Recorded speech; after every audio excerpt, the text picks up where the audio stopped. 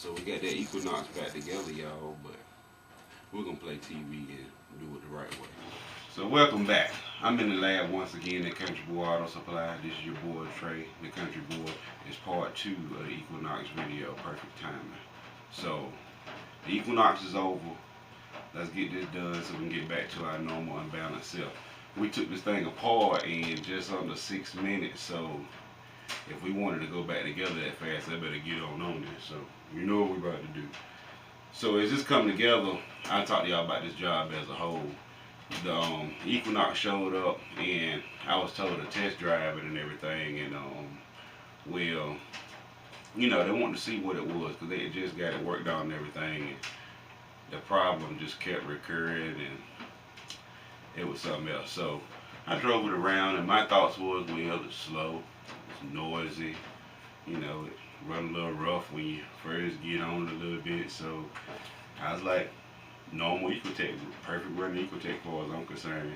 Then boom, check engine light come on. I get PO13 and PO300. For y'all that don't scan cars and don't know, or for y'all that only get the codes, that's something like random multiple misfire, that's your PO300.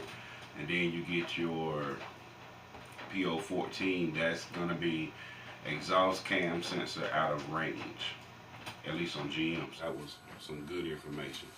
I'm like, what could make it do this? What could make it run like that? And it ran to me like it had jump timing, but not the whole time. Sometimes you can get on the gas and it would stutter and rumble like it was jumping time. As soon as it gains RPM, it runs great.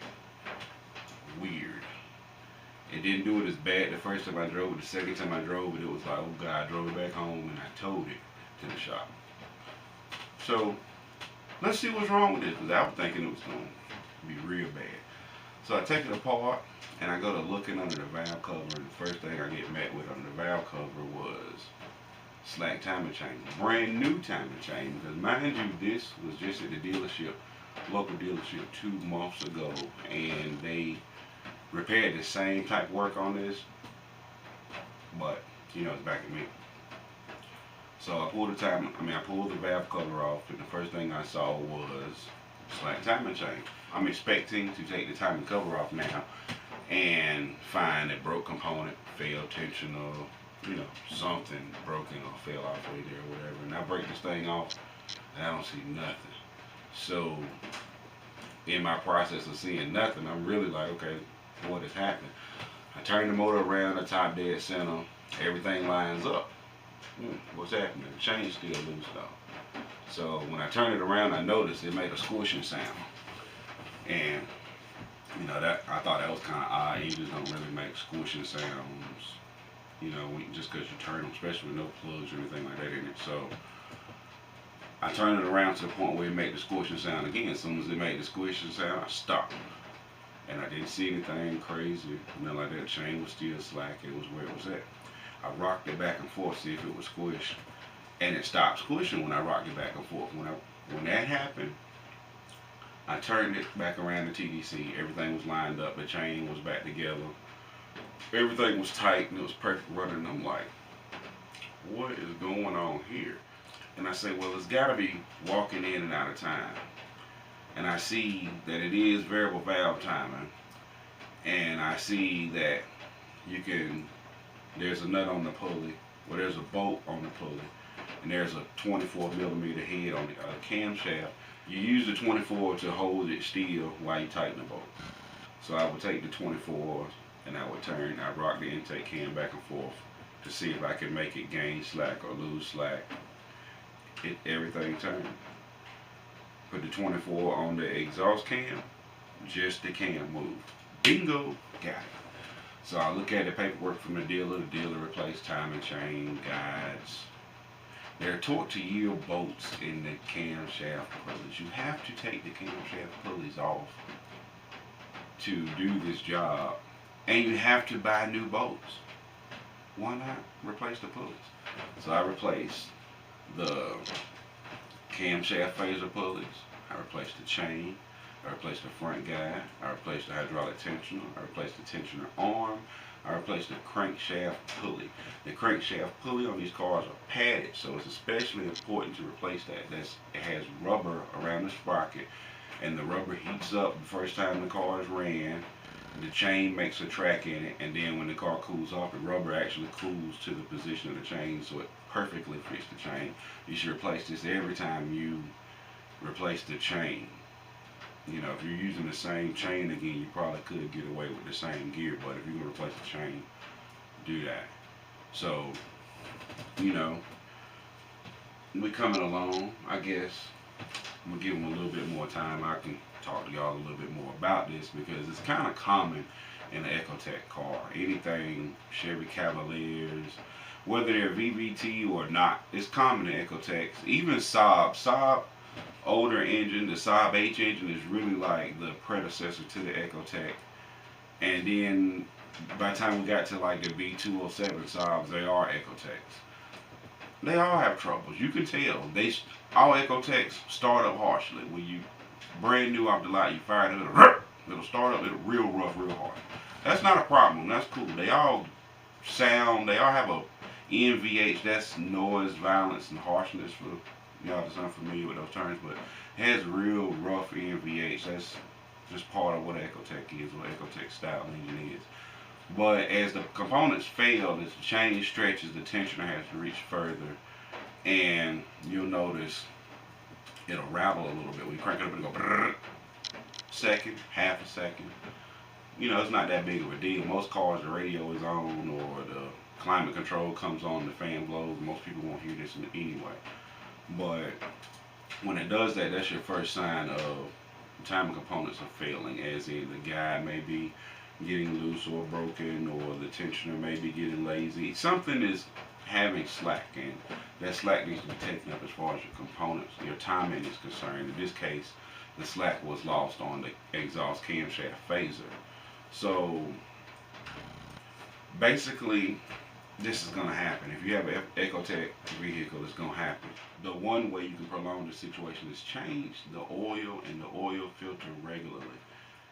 Don't fall for the synthetic. You can put synthetic in there, no problem. You can put whatever oil you want to put in there that's within the vehicle specification, manufacturer specification, that's fine.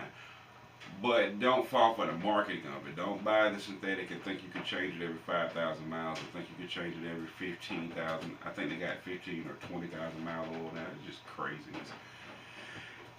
Reality is, you should change that oil every 3,000 miles, 3,500 at the most, because the filter is only going to do so good. The filter, once the filter gets debris in it from moisture or contaminants from the PCV system, or from just heat and cooling off and stuff, it's not working. It's just bypassing, letting everything go by. Excuse me, y'all. Then you end up with the crushed filter, the crushed element. When you take the filter out of the vehicle to change your oil, your element won't be straight and everything. That's because the filters drop down on the bypass, and the oil just circulates around it, and it bends it on the way. That's a sign of you haven't changed the oil that often. Another sign of you haven't changed the oil that often is the oil is very black. I thought I was going to do a boring oil change and, you know, going to get on back and start this up. And it is kind of boring. I just got a couple things I wanted y'all to see in here. So, we go to this oil. That oil is black. That oil is like, if synthetic oil gets this black, why run it? All of it doesn't. But look at that. Look at that. You know, you can barely, it's not sludge, but that oil is black gone. It's been ran way too long. Now look at this filter. You know, they say the oil lasts 5,000, 10,000, however many thousand miles you get with the synthetic oil. But you see how this filter is just black like that oil? And you see how it's deformed all the way around like that? It just has a constant push all the way around it like that. Well, that means that this filter has been stopped up for quite some time, and the oil is actually just bypassing past the filter. You know, I don't think this has been changed. You know, this is what a new one looks like. You see it's same shape all the way around. It's orange. I mean, the color is one thing, but when it becomes deformed like that, that's one thing I like about these Ecotecs, how you can pull the element out and you can really look at it better. You know, you can check for metal and stuff better. But it comes, it's a gift and a curse, because if we come over here and we look at the vehicle, let's see if I can get down in there and get a little light on it for you guys. Let's see what we got right here. Alright, so we get a little light in here on this oil filter housing, and as you can see by the nature of it, it holds quite a bit of oil in here, holds it in the engine. So we're gonna get, you know, your oil probably will get a little dark in here, but in my opinion, that means you should change it more. So, especially by this being a variable valve timing engine, and it has a whole lot of components that really are dependent upon the oil volume and the pressure and the condition of the oil to be right. You should change them a little bit more. Don't fall for the hype of the 16 and 20,000 mile oil change, because you want to be lazy and irresponsible car owner. Not calling this person lazy or irresponsible either. I'm just saying, don't fall into the hype of the synthetic oil change that, oh, you can run it forever without changing the oil. Change your oil on a regular basis, around 3,000 miles, and you'll have a lot less problems with your engine. So, just something I want to show y'all right quick.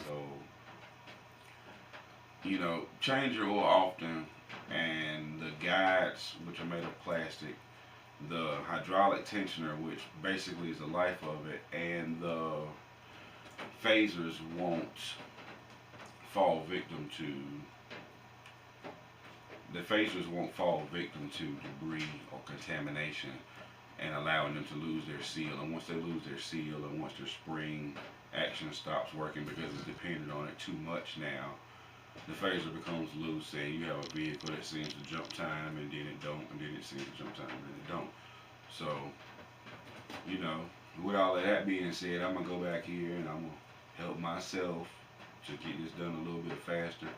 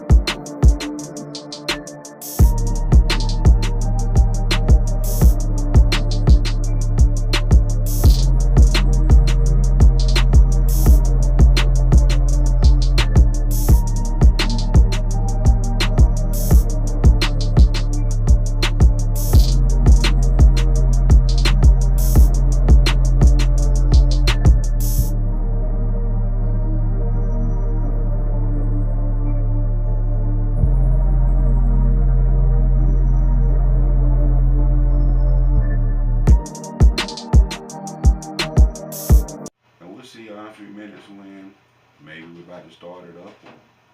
Maybe I'll be letting y'all know we're going to have a part 3 of the Ecotec Perfect Timing video. So we're going to see what the first startup is like, because I just got the oil in it. I just got the oil changed and put 4 quarts in it. I ain't even put it down flat on the ground yet to level it out. So give me a few minutes, I'll level it out, and we'll start it up. Start by cleaning up all our junk. God forbid a tool or anything falls down in here while I'm starting this.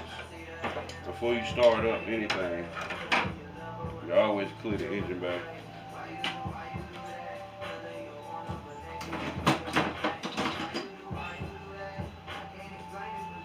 Because you can make a big mess out of a lot of hard work by not clearing the engine bay. It's time for the moment of truth, y'all. Let's do it.